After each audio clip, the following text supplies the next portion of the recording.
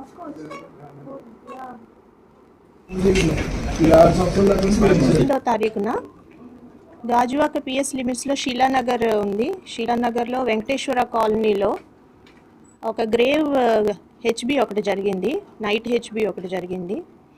Inmates యాక్చువల్గా అక్కడే ఇంకో ఫ్లోర్లోని నైట్ వేరే ఫ్లోర్లోని పడుకోవడానికి వెళ్ళినప్పుడు ఇల్లు ఖాళీగా ఉన్నప్పుడు ఈ నైట్ హెచ్బి చేయడం జరిగింది.